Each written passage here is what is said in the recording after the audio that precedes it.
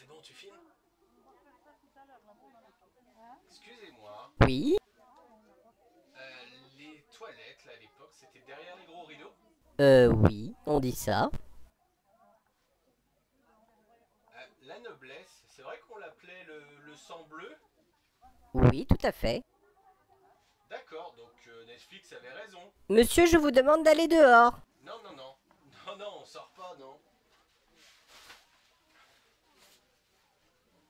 Le peuple Sortez doit ou savoir. j'appelle la sécurité. Liberté!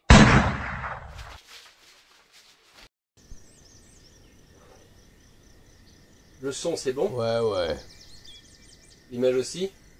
Aussi, ouais. Là, c'est parti.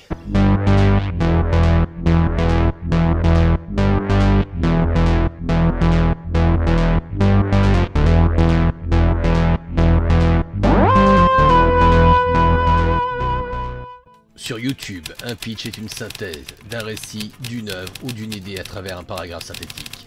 Voici le pitch du jour. La Révolution française, une de mes périodes préférées, surtout depuis que j'ai joué sur Assassin's Creed Unity avec Arnaud. Grâce à Ubisoft, j'ai pu monter le long de Notre-Dame, escalader la Bastille et visiter le tout Paris. Bon, d'accord, le jeu d'Ubisoft Assassin's Creed est beaucoup moins violent que la série La Révolution de Netflix. Mais il faut remarquer que Ubisoft, avant de sortir chaque Assassin's Creed, fait un énorme travail de recherche, notamment au niveau de tout ce qui concerne les lieux, les us et coutumes de l'époque.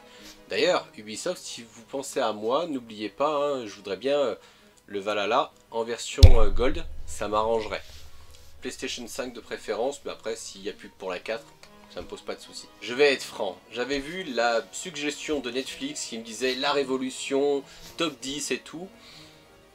Franchement, au départ, j'ai vu l'époque, je me suis dit, ah, ça va faire comme Versailles, je vais faire un épisode, je vais galérer à regarder et je vais décrocher directement.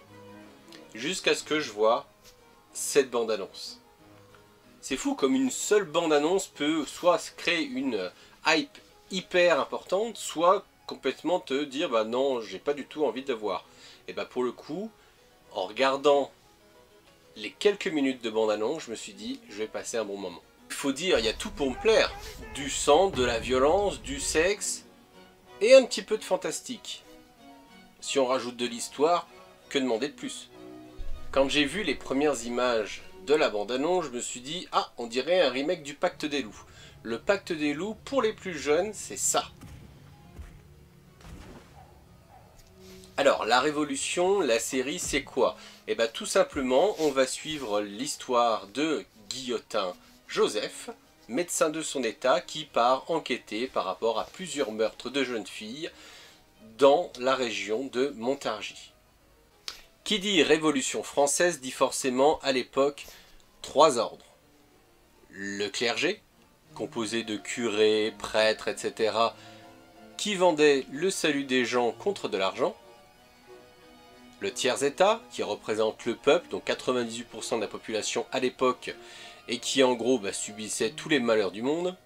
Et la noblesse, qui vivait dans les vices, et qui n'avait complètement, mais alors rien, mais rien à foutre, du tiers-état.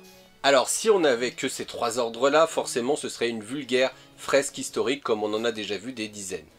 En l'occurrence, on va rajouter la maladie du sang bleu qui touche uniquement la noblesse, ça leur fera les pieds, et qui rend les gens, les transforme en monstres agressifs, avides de chair humaine, insensibles à la douleur,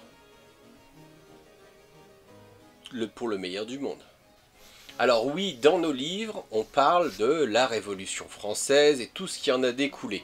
En fait, cette série, c'est surtout une uchronie qui permet de dire, bah non, en fait, ça ne s'est pas passé comme ça.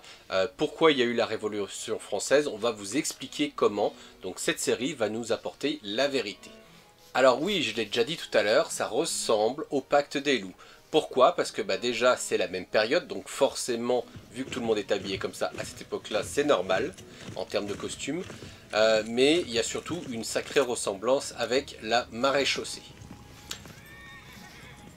Alors oui, il y a une belle qualité d'image, même pour tuer des gens, franchement l'image est superbe. On reconnaîtra que c'est quand même avec des acteurs français, pas des acteurs du box-office, mais des acteurs quand même qui ont de la gueule. Notamment Doudou Masta. Je m'appelle Ocar. Qui a une voix plus dark que de Batman. Et on a aussi Benoît Allemande, que vous avez déjà entendu. On ne le voit pas, mais on l'entend dans la série. Sais-tu pourquoi on dit que je suis l'égal des dieux? Oui. Je t'écoute. Parce que vous êtes aussi cruel que... Il apparaîtra dans la saison 2, et en l'occurrence, vous le connaissez déjà, parce qu'il a fait notamment des voix en jeu vidéo, sur World of Warcraft, The Witcher, donc la voix de Vésimir, et il a joué plusieurs voix au cinéma français, notamment Morgan Freeman. Voici un petit florilège des voix que vous avez sûrement déjà entendues. Vous serez satisfait de votre vie ici. Qu'est-ce que vous faites ici, vous? Que je réfléchisse, voyons. Yop la boum banane pistache, c'est ce que je préfère. Dis-moi d'abord comment tu t'appelles. Ce n'est pas mon domaine. Il faut être à la hauteur. Je crois que les dieux du billard se penchent sur moi ce soir. Vas-y, relax. Suivez-moi. Si on ajoute à ces voix les costumes qui sont travaillés, les décors qui sont magnifiques, une chose que j'apprécie énormément, c'est la saleté du film. Bon, on n'est pas encore sur vraiment de l'authentique, car tous les héros ont une dentition parfaite, alors qu'à l'époque, le dentiste, c'était vraiment à l'ancienne. Mais franchement, Netflix a fait un effort au niveau de la réalisation, et j'ai quand même eu droit au petit message de culpabilité qui m'a demandé si j'étais encore là, parce que concrètement, j'aurais pas eu ce message-là, je me serais tapé les 8 épisodes à la suite. Si on aborde maintenant les points positifs et les points négatifs. En point positif, il y a déjà les acteurs français qui jouent, pour une fois, pas trop mal.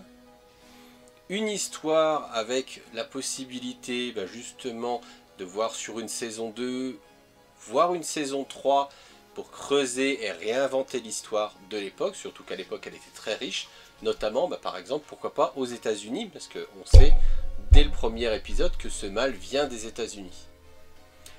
Et enfin, le point le plus important pour moi positif, c'est qu'au niveau de cette série, ils expliquent à leur manière comment on en est arrivé à ce que Joseph Guillotin invente la guillotine. Parce que pour lui, la meilleure façon de se débarrasser des nobles et de donner l'égalité à tout le monde, c'était d'utiliser la guillotine. En l'occurrence, en regardant ne serait-ce que la saison 1, on comprend pourquoi il a mis en place cette machine. Je vous laisserai le regarder. En point négatif, j'en vois que 3 pour l'instant, du moins sur la première saison.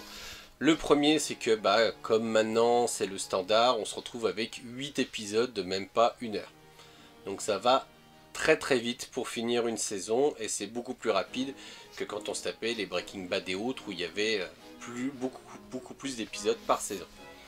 Le deuxième point négatif, c'est que par moment c'est vraiment téléphoné, on utilise l'amour impossible entre une bourgeoise et un mec du peuple, et il y a certains rebondissements qui sont téléphonés comme pas possible. Et le troisième point, c'est un problème au niveau de certains acteurs secondaires de la série qui jouent des nobles et qui concrètement ne sont pas dans leur personnage. Il n'y a pas d'acteur studio, il n'y a rien. Pour le coup, je vais juste vous montrer une image. Regardez comment il se réveille. Alors, je sais pas où est-ce qu'ils se sont documentés, où est-ce qu'ils ont pris leur inspiration, mais là, ça fait surtout penser à Michael Jackson avec Thriller, pour le coup. Bref, une série à voir pour pas mourir idiot, sachant que il y a des choses culturelles dedans, il y a à la fois la partie historique, il y a pas mal de choses par rapport à l'Uchronie. Donc l'Uchronie, ça fait 2 fois que j'en parle dans la vidéo. Si vous ne savez toujours pas ce que c'est, je vous invite à regarder cette vidéo là, qui est donc dans la liste des pitchs. C'est tout pour aujourd'hui. Je vous invite à vous abonner et à activer les notifications si ce n'est pas fait pour ne pas louper une des prochaines vidéos. Je vous invite dans les commentaires à mettre ceux que vous aimeriez voir dans la série, notamment dans la saison 2, voire les saisons futures. Et je vous souhaite une bonne fin de journée et à bientôt.